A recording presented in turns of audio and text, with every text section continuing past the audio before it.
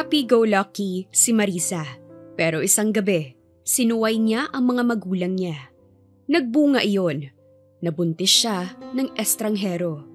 Sa loob ng maraming taon, hinanap niya ito upang makuha ang pundasyon ng namayapa niyang ina. Nang mahanap na niya ang lalaki, lubusan ang kasiyahan niya sapagkat nakuha na niya ang matagal na niyang inaasam. Pero hindi inaasahan ni Marisa na mahuhulog siya rito. Ngunit kung kailan masaya na sila, isang lihim naman ang malalaman niya. Lihim na yayanig sa kaibuturan niya.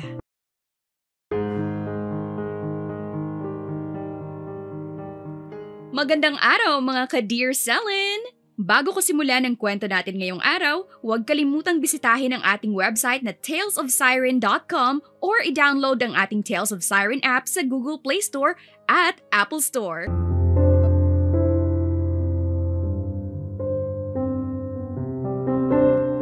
Ang KJ mo naman, Marisa. Minsan lang naman to eh. Besides, tapos na naman tayo ng college. So bakit nag-iinaso ka pa riyan? Baka kasi magalit si Mom at Dad, Diana. Alam mo namang ayaw nila akong umiinom. Baka mapagalitan nila ako pag umuwi ako ng lasing. Nakabusangot na tugon ni Marisa sa kaibigan. Umirap si Diana. You're 23, Marisa. Nasa tamang age ka na to drink. Halika na kasi, pumasok na tayo sa loob. At muli nitong hinawakan ang kamay niya at pilit siyang hinila papasok sa loob ng bar. Napailing na lang si Marisa. At wala nang nagawa kundi ang magparaya sa kagustuhan ni Diana. Nang makapasok sila sa loob ng bar, bumungad kaagad sa kanya ang maingay na kapaligiran dahil sa pinaghalong musika at ingay na ginagawa ng mga tao. Papalit-palit din ng kulay ng ilaw ng sandaling iyon. Sa buong buhay ni Marisa, ngayon lamang siya nakapasok ng bar dahil parehong mahigpit ang mommy at daddy niya sa kanya. Ni pagpasok nga sa school, may bodyguard pa siya. Never siyang naging independent dahil sa kanila. Even after college, ganoon pa rin sila sa kanya. Marisa, ano pang tinatayo-tayo mo riyan? Tara na! Maya-maya pa'y untag ni Diana sa kanya. Napailing na lang si Marisa at sumunod sa kaibigan. Naghanap sila ng bakanteng lamesa at nang makahanap, umupo sila roon bago umorder ng alak. At dahil walang alam si Marisa sa mga alak, si Diana na lamang ang pina-order niya para sa kanya. Sure ka ba rito, Diana? Paano tayo makakauwi kapag lasing na tayo? May pag-aalalang tanong ni Marisa sa kaibigan. Tumawa si Diana. Masyado ka namang nerbyosa dyan. I have my car. We can sleep there. Hindi naman ako makakapagmaneho, no? Kumalma ka nga. Umalis si Marisa bago kinuha sa sling bag niya ang cellphone niya. I need to call Kuya Lando. Aniya. Ngunit nang akmang tatawagan na niya ang numero ni Lando, ang bodyguard niya, bigla namang inagaw ni Diana ang cellphone niya at pinatay iyon. Bakit mo siya tatawagan, Aber? Nakamulagat na tanong ni Diana. Para alam niya kung nasan ako at maiuwi niya ako if ever man na malasing ako. Sagot ni Marisa. Umiling si Diana. Seriously, Marisa? Ano pang purpose ng pagtakas mo kung ipapaalam mo rin sa kanya na nandito ka? At talagang gusto mong malaman ng parents mo na nandito ka? Sunod-sunod na tanong nito sa kanya. Wala ang parents niya nang tumakas siya sa bahay nila kanina. Nasa mahalagang meeting ang mga ito at sa isang araw pa sila babalik. Kung ipapaalam niya kay Lando na aalis siya, kailangan pa nitong tawagan ang parents niya. Pero alam naman agad ni Marisa na hindi papayag ang mga ito dahil hating gabi na. At ngayon, nagsisisi siya na tumakas siya. Napabuntong hininga si Marisa.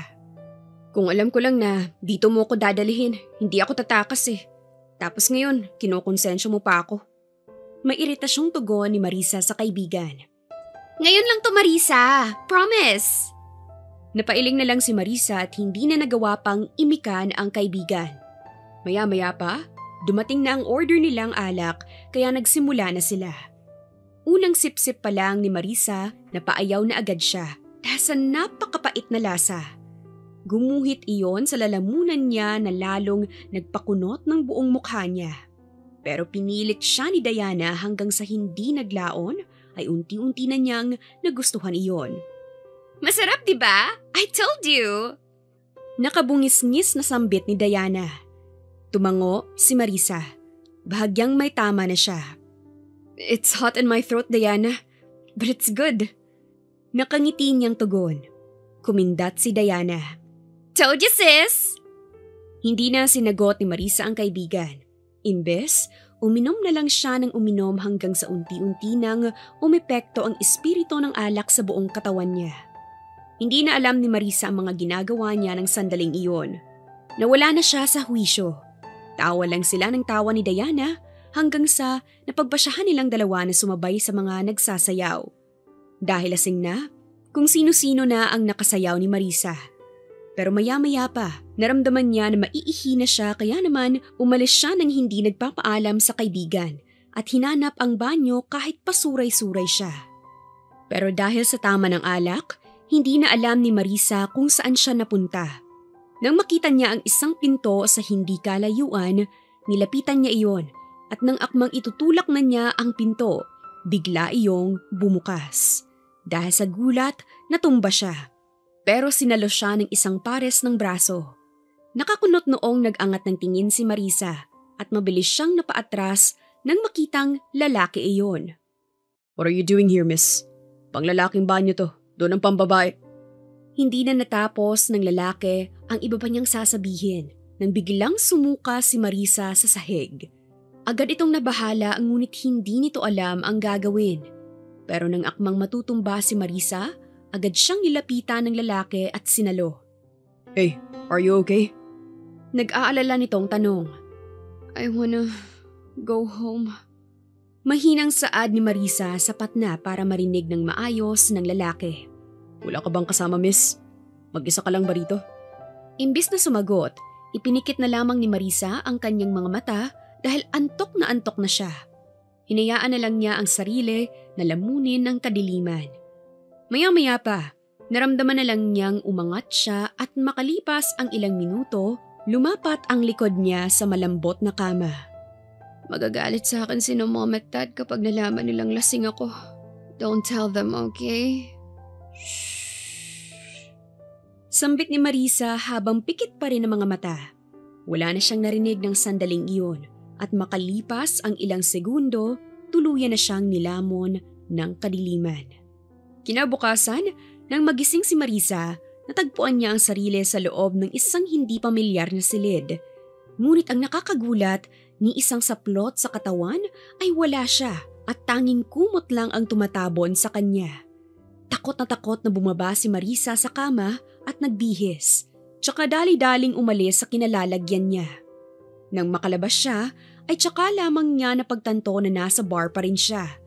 Nasa VIP room siya, ngunit ang malaking katanungan sa kanya ay sino ang nagdala sa kanya roon at bakit siya hubot-hubad. Dahil sa takot ni Marisa, imbis na umuwi, dumiretso siya sa bahay ni Diana at doon niya ipinaalam ang nangyari. Nagulat si Diana dahil akala nito ay umuwi siya kagabi. Pero ang totoo ay nagising siya sa VIP room nang pinuntahan nilang bar. At ngayon, takot na takot si Marisa dahil bahagyang masakit ang gitnang bahagi ng katawan niya at hindi niya alam ang gagawin niya. Makalipas ang ilang taon. Don't forget to eat your food, ha? I already packed everything in your bag. Paalala ni Marisa kay Marius, ang 7 taong gulang niyang anak.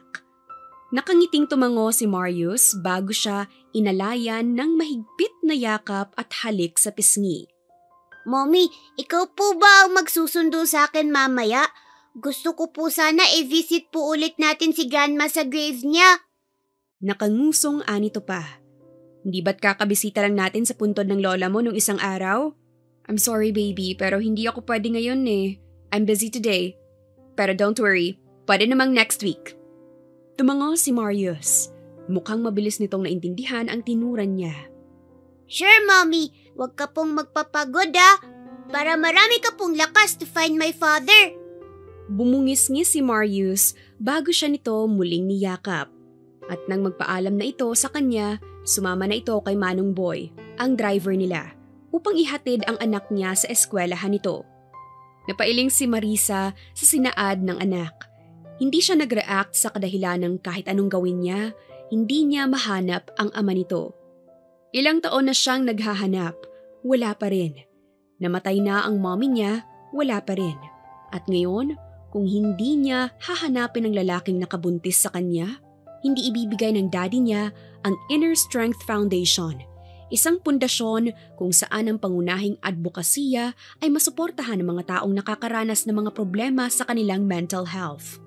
Layunin nitong magabayan sila at mabigyan ng maayos na sistema na makakatulong sa kanilang mabilisang paggaling. Itinayo iyon ng mommy niya at gusto niyang ipagpatuloy ang legacy nito bilang bagong owner ng naturang pundasyon. Ngunit sa kasamaang palad, hindi mapapasa kanya iyon hanggat hindi niya nahahanap ang ama ni Marius.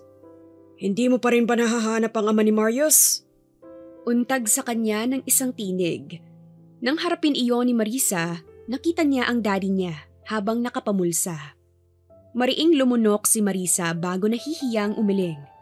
Hindi ko na alam kung saan siya hahanapin, Dad. Ilang taon ko nang sinusubukan pero palagi akong bigo. Dad, can I have a favor? Pwede bang wag mo nang ipahanap sa akin ang ama ni Marius? Kaya ko naman siyang palakihin ng mag-isa. I don't need his father. Pwede naman. Sambit ng daddy niya. Gumuhit ang malapad na ngiti sa mga labi ni Marisa. Talaga ba, Dad? Masayang tanong niya. Pwede naman, Marisa. Pero yun nga lang, hindi mo makukuha sa akin ang Inner Strength Foundation.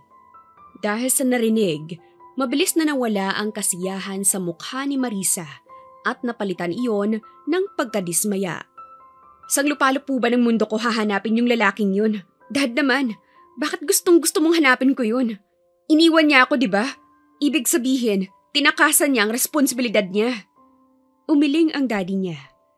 Marisa, baka nakakalimutan mo na sinuway mo kami at tinakasan mo si Landon ang gabing iyon. Tapos magsisisi ka. Bakit hindi mo inisip yan nung panahon na yon?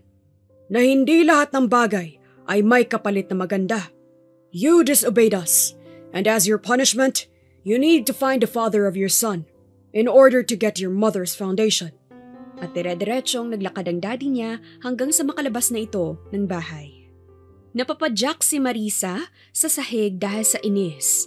Napakahirap ng sitwasyon niya. Animoy sinusubukan niyang pumasok sa butas ng karayo.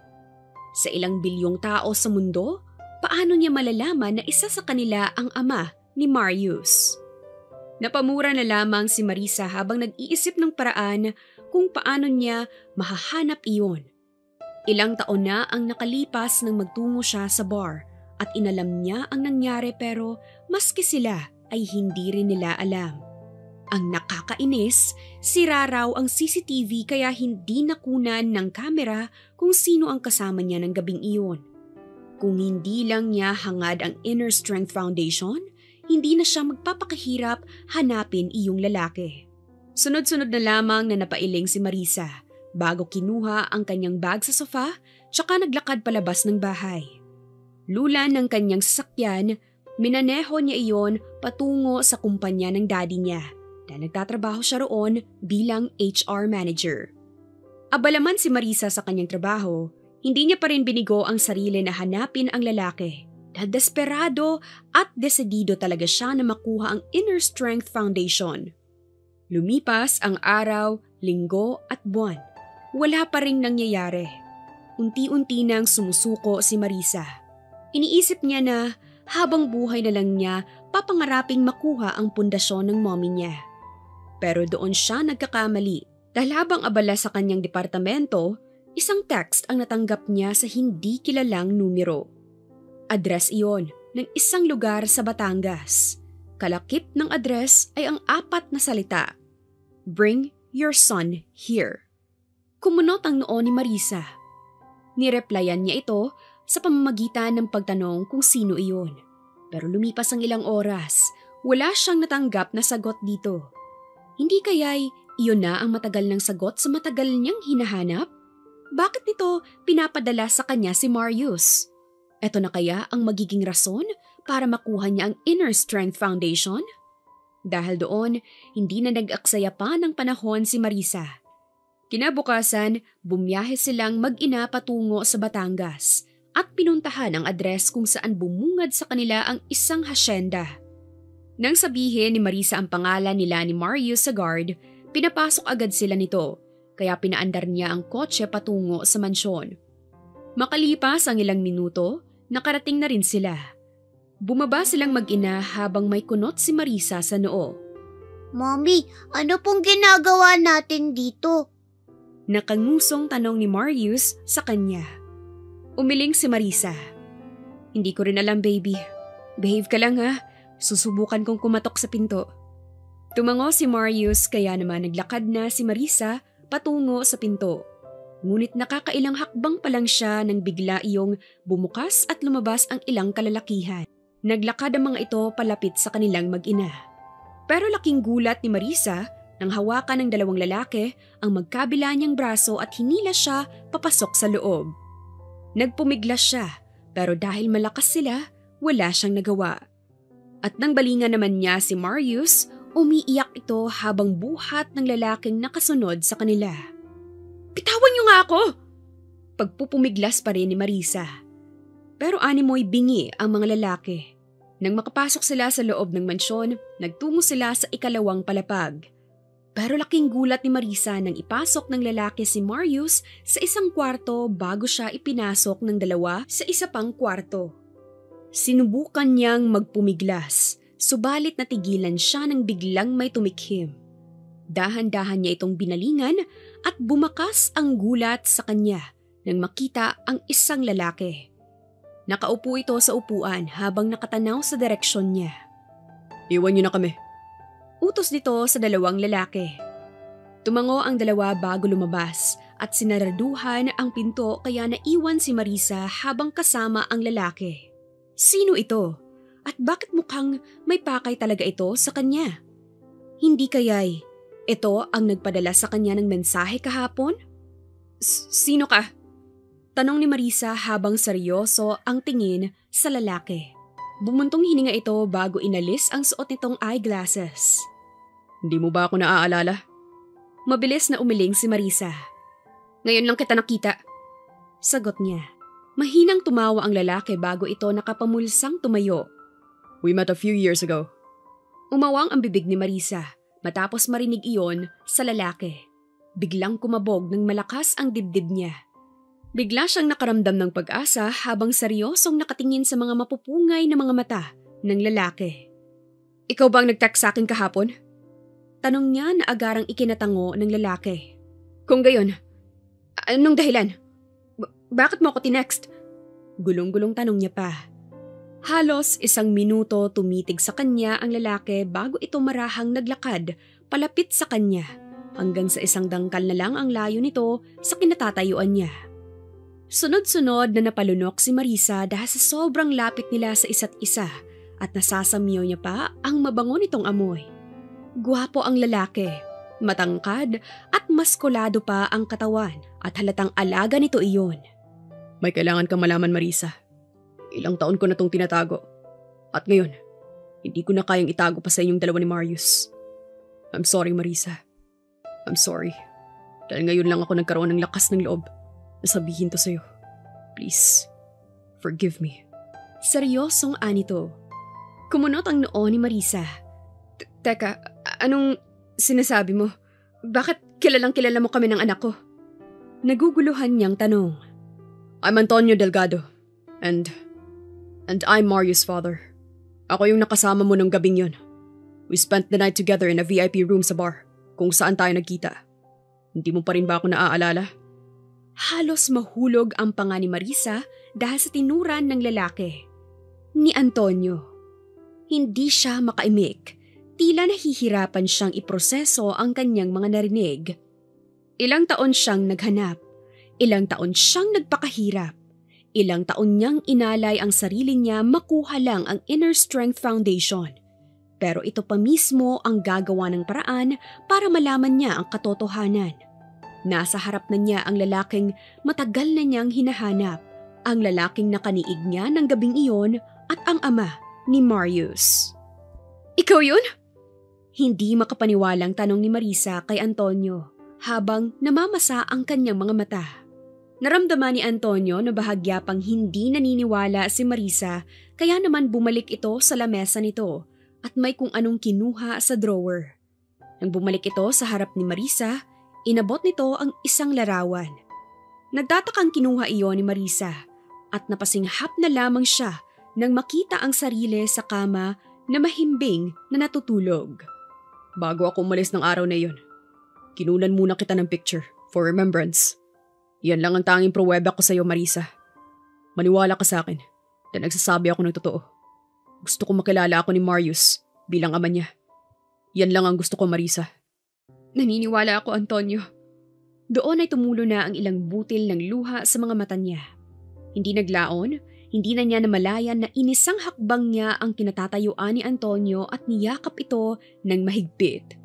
Halos 1 minuto ang itinagal bago siya humiwalay rito.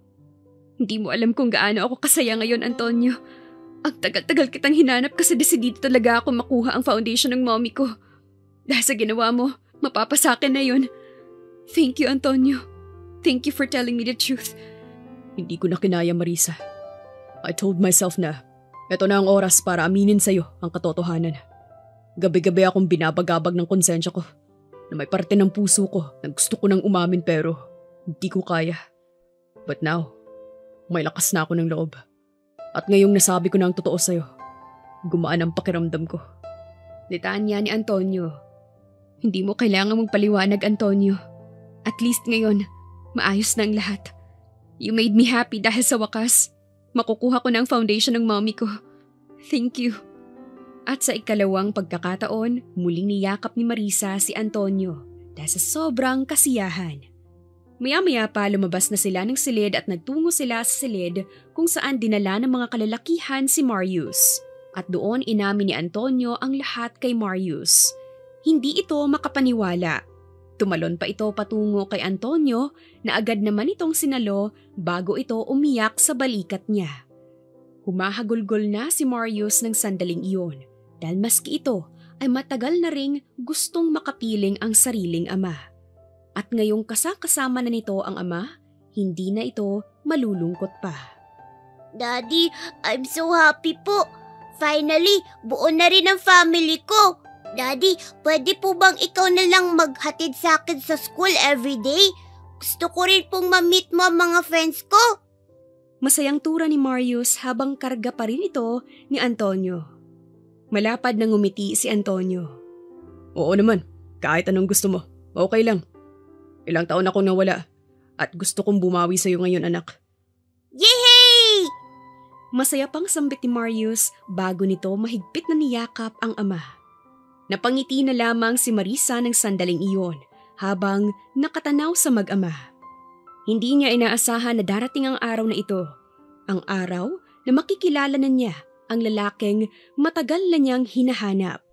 Sobrang saya ng puso niya at masaya rin siya para kay Marius dahil sa wakas ay may kikilalanin na rin itong ama. Hindi na nag-aksaya ng oras si Marisa. Kinagabihan, ipinaalam na niya sa kanyang ama na natagpuan na niya ang ama ni Marius. Paano ko malalaman na ikaw nga ang ama ng apo ko?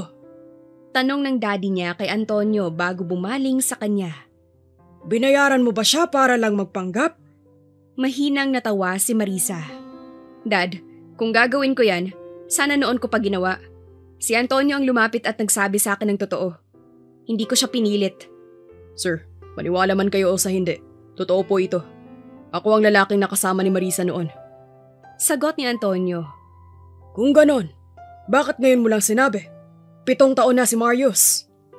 Sa tono ng daddy ni Marisa, halatang hindi pa ito kumbensido. Hindi po ako handa noon. Natakot ako. Pero gusto ko pong bumawi kay Marius. Gusto kong ipadama sa kanya ang pagkakaroon ng ama. Seryosong tugon ni Antonio.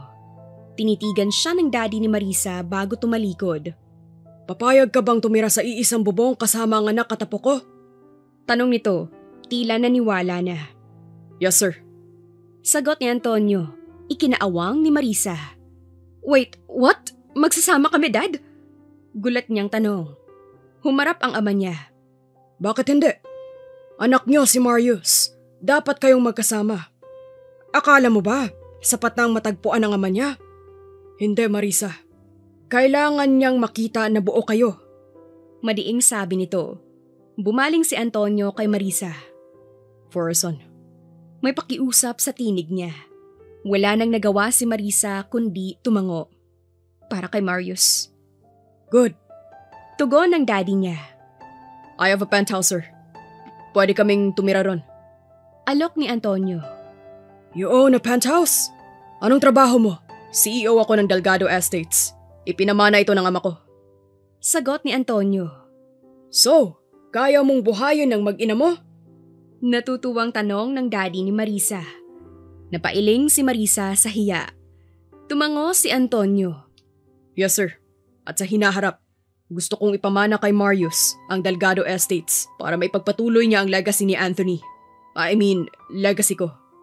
Napakunot noo si Marisa. Legacy ni Anthony? Tama ba ang dinig niya o nadulas lang si Antonio? Mabuti naman at maayos kang lalaki. Akala ko kung sinong tambay lang. Masaya ako't may ama na ang apo ko. Wika ng daddy niya bago lumapit kay Antonio at niyakap ito ng mahigpit. Napatango na lamang si Antonio. Maya-maya inayos na nila ang lahat upang mailipat sa pangalan ni Marisa ang Inner Strength Foundation. Hindi maipaliwanag ang saya ni Marisa nang tuluyang mapasakan niya ang pundasyong itinayo ng kanyang ina. Masaya man, hindi niya mapigil ang lungkot sa ideyang titira siya kasama si Antonio. Isang bagay na hindi niya kailanman inasahan. Pero para kay Marius, pumayag siya. Daddy, dito na po ba kami titira ni Mommy? Tuwang tanong ni Marius nang makapasok sila sa maluwag at magandang penthouse ni Antonio. Yes, kiddo. From now on, dito na kayo titira. Yay! I can't wait to be with you and Mommy every day. I'm so happy po. Napangiti si Antonio bago iniakyat ang kanilang mga gamit sa second floor. Kasunod, si Marius. Si Marisa ay nagtungo sa living room at tumitig sa malalawak na bintanang bumabagtas sa bughaw na kalangitan. Napakaganda ng loob ng penthouse, lalo na't binabaha ito ng natural lighting. What are you doing here alone, Marisa? Ayos ka lang ba? Tanong ni Antonio. Hinarap siya ni Marisa at ngumiti. Ayos lang ako. Nasaan si Marius? Nasa entertainment room. Naglalaro ng PlayStation. Nailagay ko na rin ang mga gamit niyo sa kwarto. Solo na lang ako, Antonio. Magsama na kayo ni Marius. 7 taon kayong hindi magkasama, kaya bumawi ka na sa kanya. Ako, araw-araw ko siyang kasama noon, kaya okay lang. Sigurado ka? Ngumiti si Marisa at tumango. Ang ganda ng penthouse mo. Solo ka lang dito? Tumango si Antonio. Yup, 4 na taon na akong nakatira rito. Mula nang mapunta sa akin ang Delgado Estates. Pero kung ako masusunod, mas gusto ko sa probinsya. Kaya lang, mahirap bumiyahe araw-araw mula Batangas. Napatango si Marisa. Marius is so lucky to have you, Antonio. Look at him. Sobrang saya niya. Sana, hindi na mawala yan. Lumapit si Antonio. Halos 1 dangkal lang ang pagitan nila. Pangako, araw-araw kong mamahalin at pasasayahin ang anak natin. Gusto kong bumawi sa kanya. Salamat, Marisa, sa pagiging nandyan para kay Marius. Mahigpit niya itong niyakap. Wala nang nagawa pa si Marisa, kundi tanggapin ito. Nakita niya sa mga mata ni Antonio ang tunay na kasiyahan at kahit papano, napangiti rin siya. Mabilis na lumipas ang maraming araw. Hindi na namalaya ni Marisa na mag-iisang buwan na nilang kasama ni Marius si Antonio sa iisang bubong.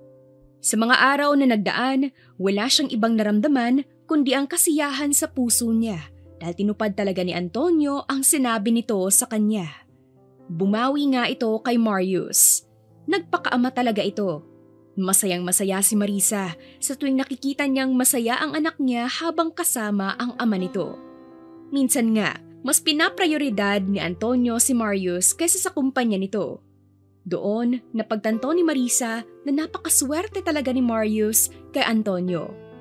At sa mga lumipas ding araw, unti-unti na rin nakilala ni Marisa si Antonio. Mabait talaga itong tao, responsable at may prinsipyo. Para kay Marisa, Si Antonio ay isang ideal man. Isang lalaking hahanap-hanapin ng mga babae. Mommy, bakit gising ka pa po? Halos mapatalon si Marisa sa kinatatayuan nang marinig ang boses ni Marius. Hinarap niya ito at nakita niyang nakanguso ito habang nakatingin sa direksyon niya. Sinimsim ni Marisa ang wine sa kupitan niyang hawak at inilapag iyon sa lamesa bago naglakad patungo sa anak. Ikaw dapat ang tanungin ko niyan, Marius. Hating gabi na, bakit gising ka pa? Aniya sa anak bago lumuhod sa harap nito at inayos ang magulo nitong buhok. Mommy, I can't sleep. Mag-isa lang po ako sa room kasi iniwan mo po ako. Oh, sorry. Halika na sa kwarto at para makatulog na tayo, okay? Tumayo si Marisa bago sinapo ang kamay ng anak at nang akmang hihilahin na niya ito, bigla itong nagsalita. Mommy, pwede po ba tayong matulog sa room ni Daddy? Gusto ko po kasing katabi kayo. Sa middle po ako, Mommy. Tapos kayo ni Daddy sa both sides ko po. Nakabungis-ngis na tura ni Marius na ikinalunok ni Marisa. Imposible yan, Marius. Hindi ba't nag-usap na tayo tungkol dyan? Hindi ba't hinayaan na kitang matulog kasama siya? But still, lumilipat ka pa rin sa akin. Pwede kang lumipat sa kanya pero mag-i-stay lang ako sa room natin. Tugon niya sa anak. Ngumuso si Marius. Mommy, please. Gusto ko po kayong makatabi ni Daddy. Ang tagal na po natin dito. Baka pwede po makatabi ko kayo? Please, Mommy. Pangungulit pa sa kanya. Walang ideya si Marisa kung ano ang isasagot niya. Pero makalipas ang ilang segundo, wala na siyang nagawa kundi ang tumango bilang tugon dito. Ayaw naman niyang hindian si Marius dahil baka umiyak ito. Ayaw pa man din niyang umiiyak ito kaya wala na siyang choice kundi tanggapin ang gusto nito kahit labag sa loob niya. Umakyat na silang mag-ina sa ikalawang palapag at marahang kinatok ni Marius ang pinto ng kwarto ni Antonio. Hindi pa man nakakalipas ang ilang segundo ay bumukas na iyon at bumungad si Antonio sa kanila habang wala itong damit pang itaas. Dahilan para bumungad ang maskuladong katawan nito. Isama pa ang nagpuputukan nitong mga abs. Nailayo agad ni Marisa ang kanyang tingin dahil sa hiya. Daddy, pwede po ba kaming matulog ni Mommy sa room mo? Nangungusap na tanong ni Marius sa ama nito. Sure, kiddo. Come in. At nilakihan ni Antonio ang bukas ng pinto kaya hinila na siya ni Marius papasok sa loob. Gabi na. Bakit gising ka pa? Tanong ni Antonio sa anak. I can't sleep, Daddy. Siguro makakatulog po ako kapag katabi ko na po kayo ni Mommy. Nakabungis-ngis na wika ni Marius. Hinayaan na lang ni Marisa ang kanyang anak. Hila-hila pa rin siya nito habang hindi pa rin siya tumitingin kay Antonio. Mommy, bakit hindi ka po tumitingin kay Daddy? Are you shy? Tanong ni Marius sa kanya nang makasampa ito sa kama. Bumuntong hininga si Marisa at nakangiting binalingan ang anak. Bakit naman ako mahihiya, Marius? Nakangisi niyang tanong bago binalingan si Antonio na ngayon ay nagdadamit na. Thank God. Bulong niya. Why are you thanking God, Mommy? Curious na tanong ni Marius sa kanya. Nagpapasalamat siya kay God kasi nawala na yung magandang view na nakita niya. May pang-aasar na sambit ni Antonio bago ito nakangising humiga sa kama. Tama ba ako, Marisa? Tanong pa nito. Palihim na inirapa ni Marisa si Antonio. Pinagtutulungan niyo ba akong dalawa? Nakapamewang niyang tanong sa dalawa. Mommy, isn't it obvious na nagjo-joke lang po si Daddy? Ngisi ni Marius. Napailing na lang si Marisa. Mahiga ka na, Marius. May pasok ka pa bukas, baka malate ka. Tumango si Marius bago ito humiga sa tabi ni Antonio. Sumunod siya dito. Humiga siya sa tabi ng anak. Pagkahiga ni Marisa, nasamyo agad niya ang isang pamilyar na amoy. Mabangong amoy ni Antonio na dumikit sa una na hinihigaan niya. Mommy, Daddy, pwede po ba kayong magkwento sa akin? Hiling ni Marius sa kanila. Hindi ko dala ang libro mo, Marius. Ako na. Presenta ni Antonio. Napailing na lamang si Marisa. Mariin na lamang niyang ipinikit ang mga mata niya at makalipas ang ilang segundo, narinig niyang nagsimula na si Antonio sa pagsasalita. Wala mang libro, pero nagawa pa rin itong magkwento para sa kanilang anak. Kinabukasan, nagising na lang si Marisa mula sa malalim na pagkakatulog nang maramdaman niyang bahagyang tumatalbog ang katawan niya. Nang idilat niya ang mga mata, natagpuan niya si Marius na tumatalon-talon sa kama. Good morning, Mommy! Finally, you're awake! Masayang bati ni Marius sa kanya bago ito huminto at dumukwang sa noon niya tsaka siya inalaya ng isang halik. Natatawang napailing si Marisa. Good morning too, baby. Anong oras na ba? Maaga pa, Mommy! Mommy, gisingin mo na rin si Daddy! Napakunot noo si Marisa sa narinig. Nang sabihin iyon ng anak, tsaka lamang niya naramdaman ang mabigat na kung ano sa tagiliran niya. At pakiramdam din niya ay may humihinga sa batok niya. Nang ibaba niya ang tingin, halos bumagsak ang panga niya nang mapagtantong nakayakap ang braso ni Antonio sa kanya. At tsaka lang din niya napagtanto na nakasiksik ang mukha nito sa batok niya. Gulat man, marahan pa rin siyang gumalaw palayo rito hanggang sa makababa siya ng kama. At doon, nakita niya si Antonio na mahimbing pa ring natutulog. Mommy, bakit ka po umalis sa tabi ni Daddy? Okay lang po ba kayo? Nakangusong tanong sa kanya ni Marius. Pilit nang ngumiti si Marisa. Bababa na ako para makapaghanda na ng breakfast. Mag-toothbrush ka na rin, Marius. Hindi na hinintay ni Marisa na makapagsalita ang anak. Dali-dali siyang lumisa ng silid habang hindi pa rin nawawala sa kanyang isipan ang tagpong iyon. Nakayakap si Antonio sa kanya. Mabuti na lang at tulog ito dahil kung hindi, isang kahihiyan iyon kay Marisa. Maayos naman ang pagsasama nilang dalawa ni Antonio bilang mommy at daddy ni Marius. Pero hanggang doon lang iyon. Nagsama sila para makasama ang kanilang anak. Hindi para may mabuo sa pagitan nila. Pero sa ginawang iyon ni Antonio, malakas ang loob ni Marisa na unti-unti silang magkakadevelopan. Sunod-sunod na lamang na napailing si Marisa at iwinaksina sa kanyang utak ang kanyang iniisip.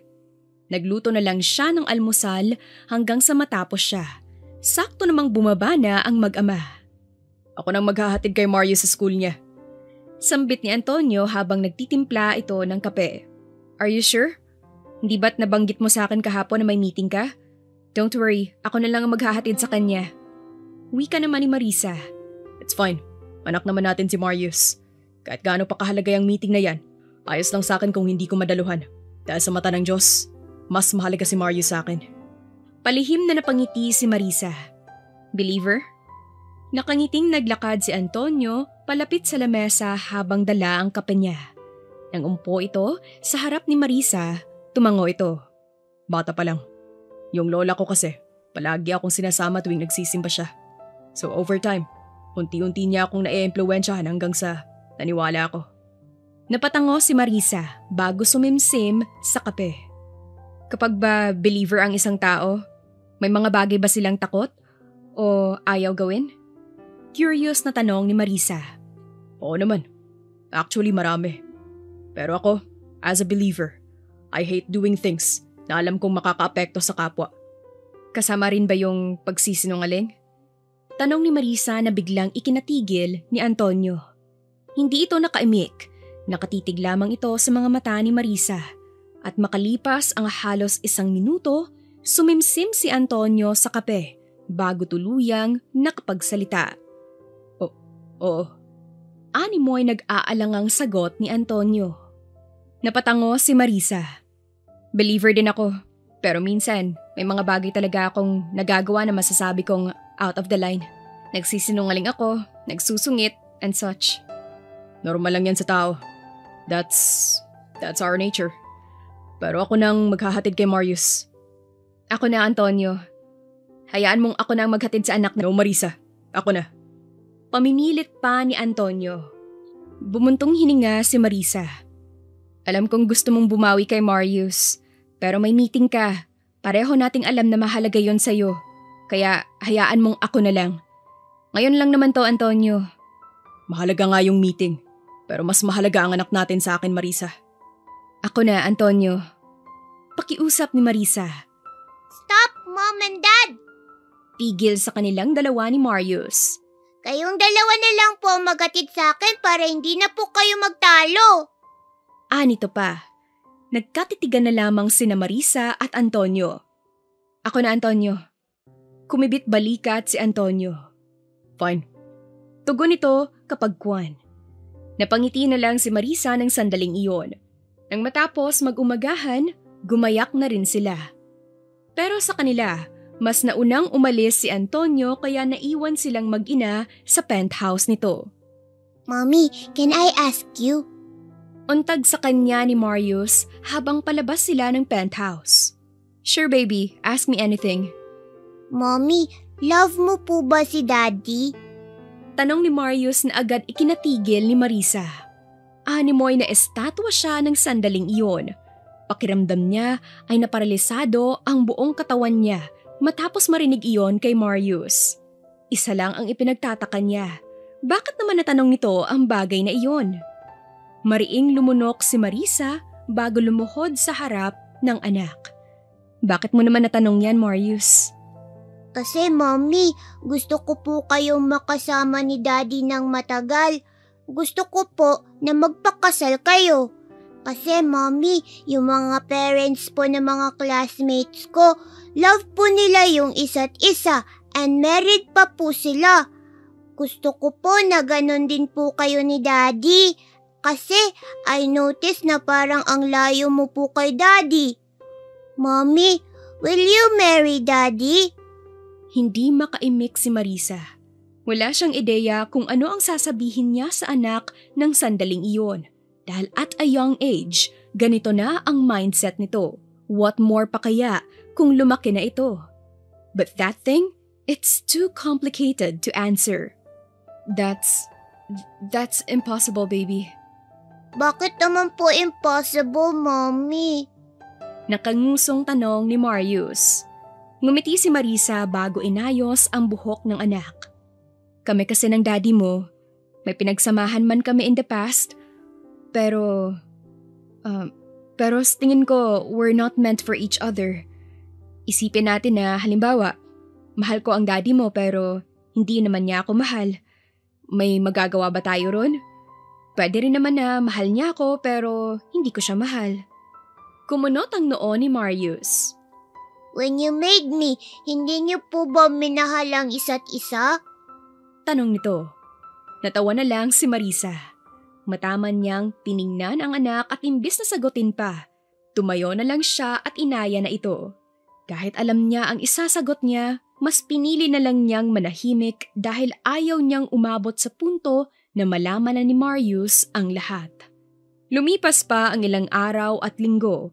Unti-unti nang napapalapit si Marisa kay Antonio.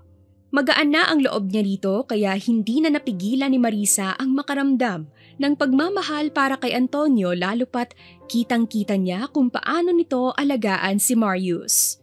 Sinabi ni Marisa sa sarili na hindi siya mahuhulog pero hindi niya iyon natupad dahil ngayon mahal na niya si Antonio. May pagtingin man siya rito, tanging siya lamang ang nakakaalam nun dahil wala pa siyang lakas ng loob para umamin. Dahil baka kabaliktaran pala ang pagtingin ni Antonio para sa kanya. Baka kaibigan lang siya para rito. Mommy, what time po uuwi si Daddy?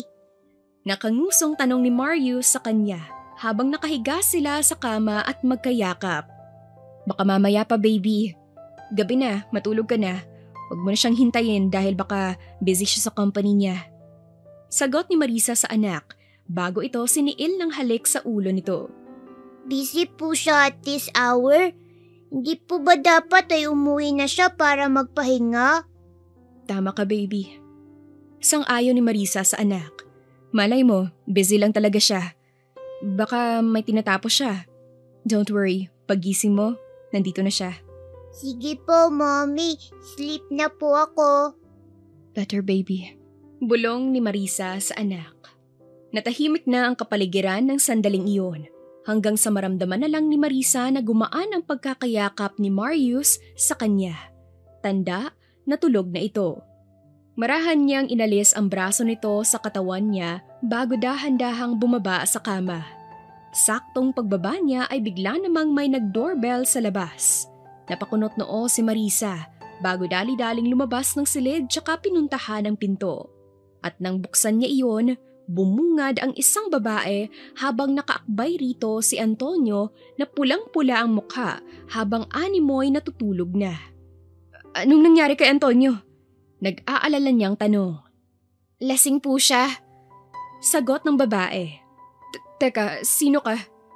Tanong ni Marisa sa babae bago kinuha rito si Antonio. Iniakbay niya ang braso nito sa balikat niya. I'm Marie po, Sir Antonio's secretary. Nag-inom po kasi sila ng kaibigan niya sa company at bilang secretary niya, it's my responsibility to help him. Ito po yung susi ng kotse niya. Anito bago iniabot sa kanya ang susi ng kotse ni Antonio. Thank you, Marie. Nakangiting tumango si Marie bago ito tuluyang nagpatiuna kaya naman inakay na niya si Antonio patungo sa silid nito. May kabigatan ito at ramdam na ramdam ni Marisa na nagpapabigat ito dahil halos matumba na siya pero nagagawa pa rin niyang mabalanse ang sarili para hindi sila matumba. Marahan niyang inakay si Antonio. Lalo na sa hagdan hanggang sa ligtas niyang madala ito sa sarili nitong silid. Marahang inihiga ni Marisa si Antonio sa kama bago inalis ang suot nitong sapatos. Maski ang suot nitong coat ay inalis din niya. Siniyasat muna ni Marisa ang lahat at nang masigurong maayos na, humakbang na siya palabas. Subalit nakakaisang hakbang pa lamang siya nang biglang may humawak sa kamay niya. At nang balingan niya si Antonio, bahagyang nakaangat ang katawan nito habang mahigpit nitong hawak ang kamay niya. Stay. Mahinang usal ni Antonio na sapat na upang marinig ng maayos ni Marisa. Napalunok ng laway si Marisa ng sandaling iyon. Hindi niya alam ang sasabihin niya, lalo pa't pakiwari niya ay naputol ang dila niya habang nakatitig sa maamong mukha ni Antonio. Bahagyang nakamulat ang mga mata nito. At tanging nakatuon lang iyon sa kanya. Antonio, ano bang sinasabi mo? Wala sa wisyong tanong ni Marisa sa lalaki. Stay, Marisa. Stay. At mas lalong humigpit ang pagkakahawak nito sa kamay niya. Umiling si Marisa. I'm sorry, Antonio, but Hindi pa man natatapos ni Marisa ang iba pa niyang sasabihin nang bigla siyang hapitin ni Antonio dahilan para matumba siya sa maskulado nitong katawan. At saktong nagtama ang mga labi nila kaya mabilis pa sa 4:00 na humiwalay si Marisa rito habang nakaawang ang mga labing tinitigan ang mga mapupungay na mga mata ni Antonio.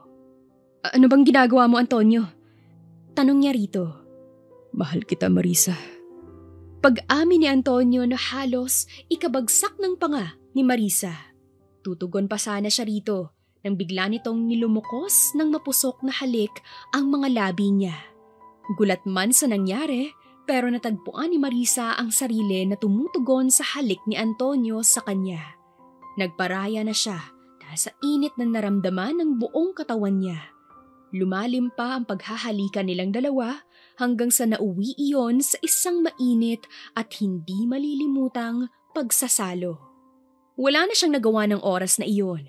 Hindi niya inaasahan na hahantong sila sa ganoong sitwasyon at hindi nagawang napigilan ni Marisa si Antonio dahil sa matinding pagnanais. Hindi niya inaakala na makalipas ang ilang taon nang huli niyang maranasan iyon kay Antonio, hahanap-hanapin niya pa rin pala iyon ngayon. At ngayon, muli iyong ipinaranas sa kanya ni Antonio. Pinagsaluhan nila ang init ng gabing iyon at nang matapos, magkayakap silang natulog. Dumating ang kinabukasan pero walang pinagsisisihan si Marisa lalo pat alam niyang mahal siya ni Antonio. I'm sorry, Marisa. Hinging paumanhin ni Antonio sa kanya habang nasa likuran niya at nakayakap ang isang braso nito sa kanya habang ang isa naman itong braso ay ginagawa niyang unan. Sorry saan, Antonio? Nakakunot noong tanong ni Marisa rito. For this. Lasing ako kaya nagawa natin to. Pero I know, hindi ko to magagawa kapag hindi ako lasing. I'm sorry. Pag lasing lang ako may lakas ng loob. I may be drunk last night. Pero naaalala ko pa rin ang lahat. Yung sinabi ko, totoo yun. Walang halong biro.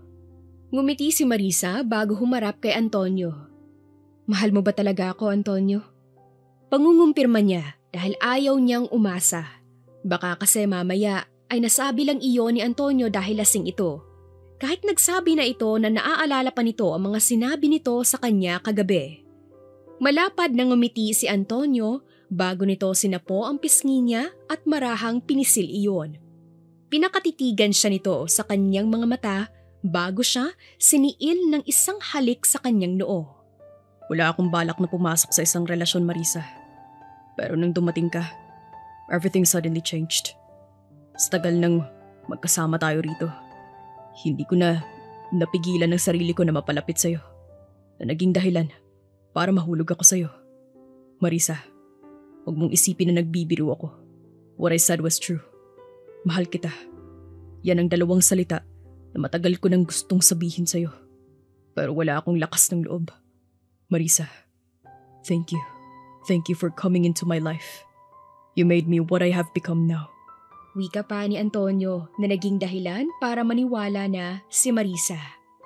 Mahal din kita, Antonio. Usal ni Marisa. Hindi ko alam na mapapalapit ako sa'yo ng husto. Nung una, akala ko hindi ako mahuhulog sa'yo kahit magkasama tayo sa iisang bubong. But I was wrong, Antonio. Days passed, I found myself loving you and wanting you to be with me. Inisip ko rin si Marius, Antonio. At tama rin si Dad. Mas maganda kung buo ang pamilya ni Marius. Mas maganda kung magkasama tayong dalawa. Nagmamahalan. Sambit pa ni Marisa habang malapad ang ngiti sa mga labi. So, tayo na? Nakangising tanong ni Antonio sa kanya. Tayo na. Hindi lang para kay Marius. Yun ay dahil mahal natin ang isa't isa. Anito pa.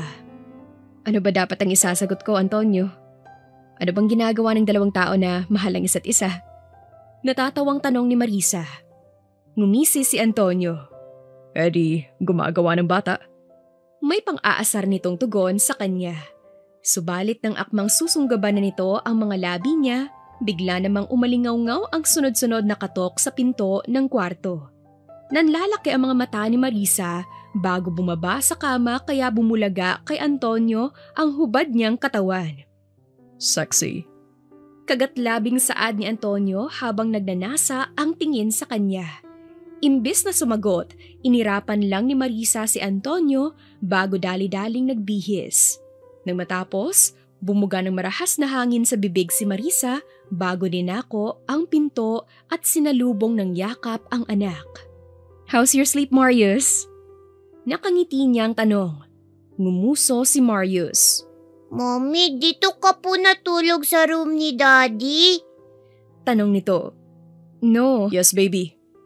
And Mommy has to tell you something. Putol sa kanya ni Antonio na biglang sumulpot sa likuran niya. Nakabihis na ito. Kumunot ang noo ni Marius. Mommy, ano pong sinasabi ni Daddy? Inosenteng tanong nito. Mariing napalunok si Marisa. Wala siyang ideya kung paano niya sasabihin ang totoo. Karapatan ni Marius na malaman ang namamagitan sa kanilang dalawa. Hindi lang mawari ni Marisa kung paano niya ipapaalam dito. Marius, your daddy and I, Kami na, baby. Nakangiting singit ni Antonio sa kanya. Mahal namin ang isa't isa, baby. Kaya, kami na. We confess to each other. And now, we're a happy family. Are you happy? Masayang tumango si Marius. Yes, Daddy! I'm so happy po! I'm happy dahil mahal niyo na po ang isa't isa! Siyempre naman, baby. Bukod sa mahal namin ang isa't isa, we chose this. Dahil na rin sa'yo, Marius. Ikaw ang baby namin. And no matter what happens, you're our forever baby. Sambit pa ni Antonio. Nagningning sa tuwa ang mga mata ni Marius ng sandaling iyon, kaya nilapitan nito ang ama at tumalon. Mabilis itong nasalo ng ama kaya binigyan nito iyon ng isang mahigpit na yakap. Napangiti na lamang si Marisa habang nakatingin sa mag-ama. At maya-maya pa, natagpuan na lamang niya ang sarili na nakayakap sa mga ito habang iniisip ang mga magagandang bagay na maaari nilang mabuo sa hinaharap. Masaya siya at walang mapapaglagyan ang kasiyahan niya ngayon. Kung meron man, sa puso iyon ng mag-ama niya. Dahil sa nangyari, agad ipinaalam ni Marisa sa daddy niya ang tungkol sa kanilang dalawa ni Antonio. Masaya ito sa kanya at sa wakas at natupad na raw ang matagal nitong hiling para sa kanilang dalawa ni Antonio. Mahal mo pa talaga siya, anak? Base sa boses ng daddy niya, parang naninigurado pa ito. Dad, hindi mahirap mahalin ng katulad ni Antonio. Kakaiba siya sa mga lalaking nakilala ko. Sa araw-araw na magkasama kami sa iisang bubong, unti-unting napalagay ang loob ko sa kanya hanggang sa umusbong na tong pagmamahal ko. Anang Marisa habang matamang nakatingin sa mga mata ng daddy niya. I felt that too, anak. Antonio is someone that you can love easily. At nang makita ko kaagad siya, ramdam ko na karapat-dapat siya na maging ama ni Marius. At ramdam ko rin na bagay talaga kayo para sa isa't isa kaya masaya ako ngayon, Marisa. So, kailan ang kasal niyo? Napamaang si Marisa. Kasal agad, Dad. Ilang araw pa lang simula nang umamin kami. I think mas maigi kung kikilalanin muna namin ang isa't isa. Seriously, Marisa? Sa tagal niyong magkasama sa penthouse niya, hindi niyo pa nakilala ang isa't isa? Natatawang tanong ng daddy niya sa kanya. Dad naman kasi, masyado naman kasing mabilis kung magpapaksal kami agad. Di po ba pwedeng mag-enjoy muna kami sa pagsasama namin kasama si Marius? Bumuntong hininga ang daddy niya. Basta't magpakasal kayo, ha? Kung buhay pang mami mo, magiging masaya rin yon para sa'yo. Nakangiting tumango si Marisa bago tumayo sa kinauupuan at nilapitan ang kanyang daddy. Darating din po tayo riyan, Dad. At tama po kayo. Magiging masaya rin si Mom. Pero I know, masaya siya kung saan man siya ngayon. Aniya bago mahigpit na niyakap ang daddy niya. Matapos ang tagpong iyon, nagtungo na si Marisa sa kumpanya niya at maghapong nagtrabaho roon. Nang sumapit ang kinahapunan, umuwi na rin siya sa penthouse ni Antonio kung saan natagpuan niya ang mga kalalakihang may mga bitbit na kahon. Anong ginagawa nila, Antonio? Salubong niya kay Antonio nang makapasok siya sa loob. Nag-declutter ako, babe. Ang dami na kasi mga bagay rito na hindi ko naman ginagamit. How's your day, by the way? Anito bago siya niyakap at siniil ng halik sa noo. Bumuntong hininga si Marisa. Exhausting. Sagot niya. Tamang-tama. Nagbe-bake ako ng paborito mong red velvet cake. Nagbe-bake ka? Kaya pala pagpasok ko, amoy ko na agad. Teka, paano mo nalaman na paborito ko yun? Nakakunot noong tanong ni Marisa. Ngumisi si Antonio. Kay Marius, I asked him about you. At isa yan sa nabanggit niya sa akin. Di talaga ako nagbe-bake. Nanonood lang ako ng tutorial. But don't worry, sisiguraduhin ko na magugustuhan mo yun. Sure yan na? Oo naman, babe. Let me just check it. Muli siya nitong inalayan ng halik sa noo bago ito nagtatakbo patungo sa kusina. Nangingiti na lamang na napailing si Marisa at akmang maglalakad na palapit sa living room nang bigla siyang may napansin sa lapag. Nakakunot niyang kinuha iyon at tiningnan. Hindi pa man nakakailang segundo, halos lumuwa ang mga mata ni Marisa sa kanyang nakita. Larawan iyon ni Antonio. Batang-bata pa ito roon. Pero ang nakakapagtaka, bakit may katabi itong kamukhang-kamukha nito? Babe, are you okay? Nag-aalalang tanong ni Antonio nang makabalik ito. Mariing lumunok si Marisa bago nag-angat ng mukha kay Antonio. Ano to, Antonio? Bahagyang nanginginig na tanong ni Marisa bago iniharap ang larawang hawak niya. Umawang ang bibig ni Antonio bago nito kinuha sa kanyang kamay ang larawan. Where did you get this? Anong ibig sabihin yan, Antonio? Bakit dalawa ka sa larawang yan? Kamukha mo siya.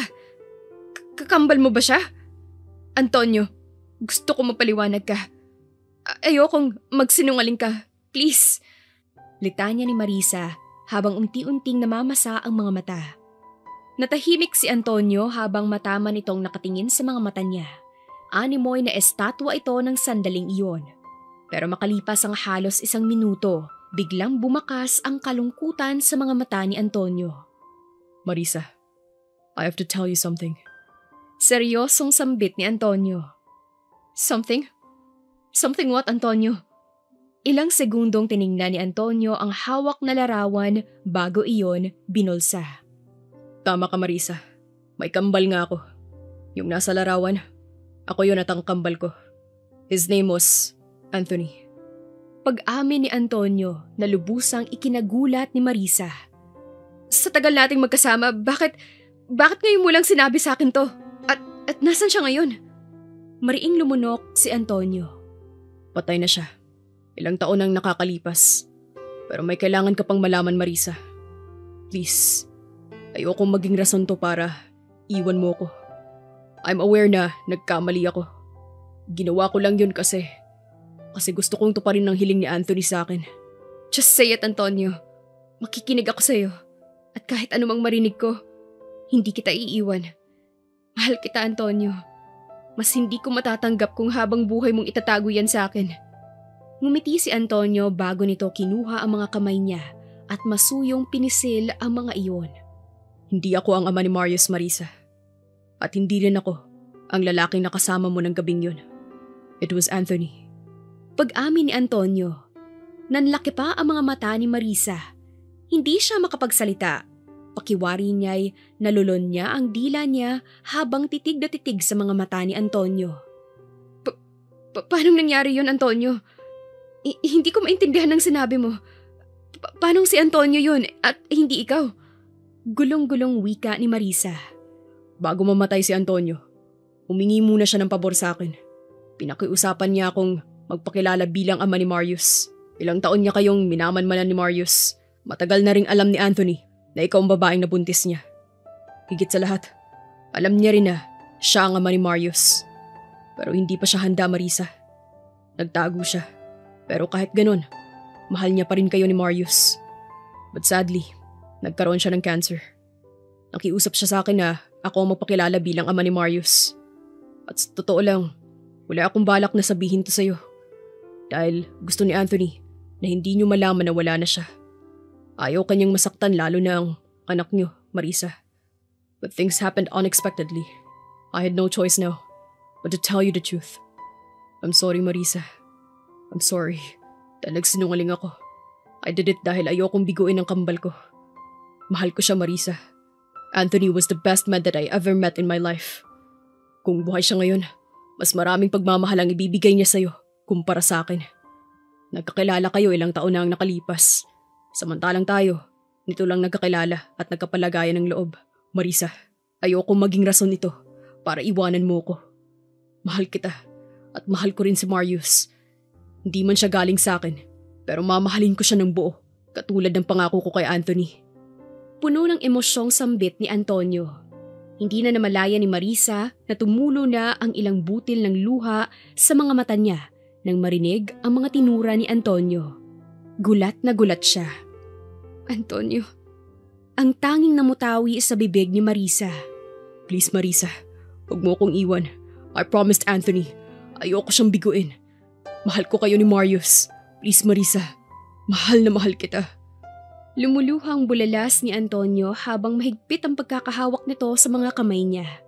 Halos 1 minutong nakipagtitigan si Marisa kay Antonio bago niya ito niyakap ng mahigpit. Sa sobrang higpit noon, animoy ayaw na niyang pakawalan ito. Makalipas ang ilang segundo, humiwalay na siya rito at sinapo ang magkabila nitong pisngi.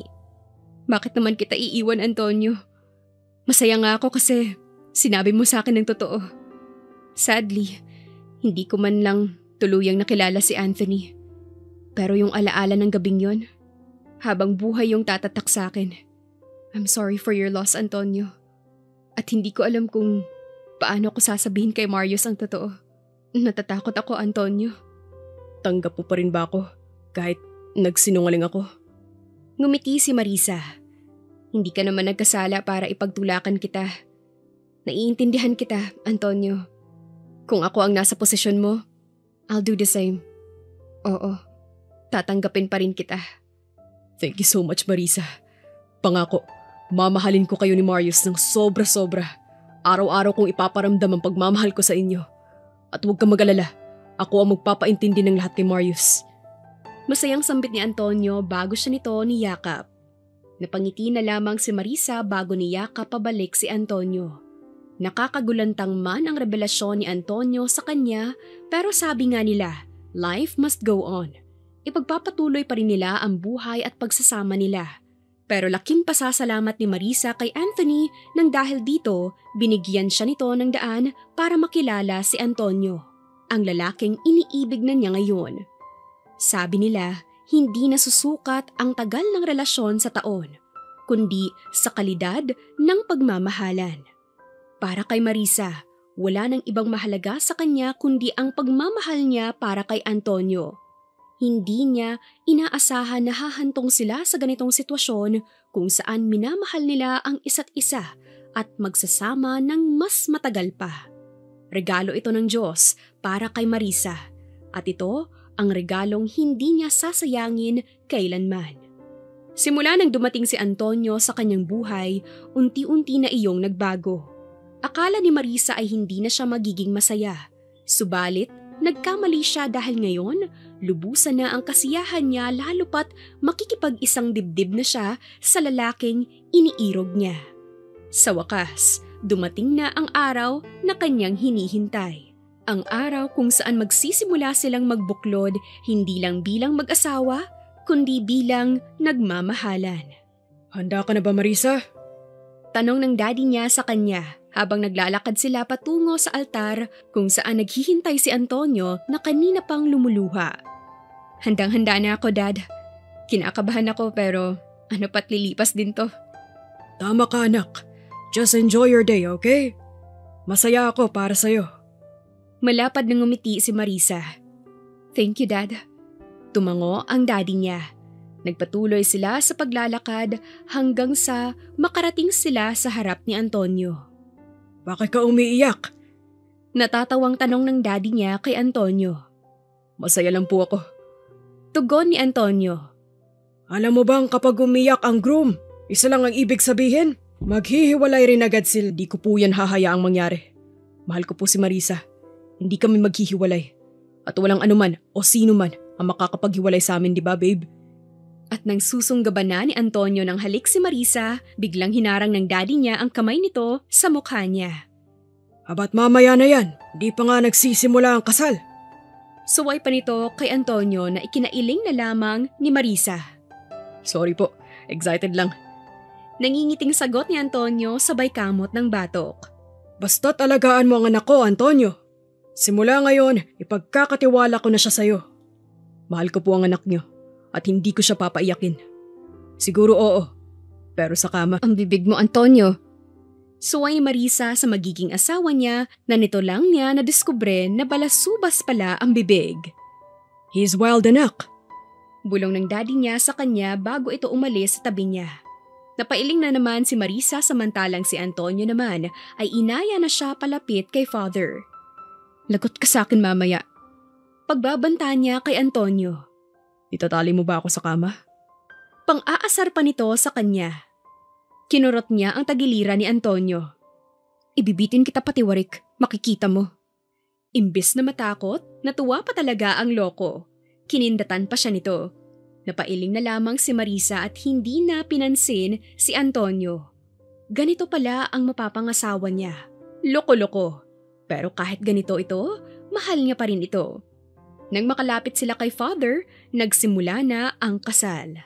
Ang araw na hindi malilimutan ni Marisa sa tanang buhay niya. Nag-uumapaw ang kasiyahan ni Marisa ng oras na iyon. Natupad na rin ang kahilingan niya. Nangyari na ang matagal na niyang gustong mangyari.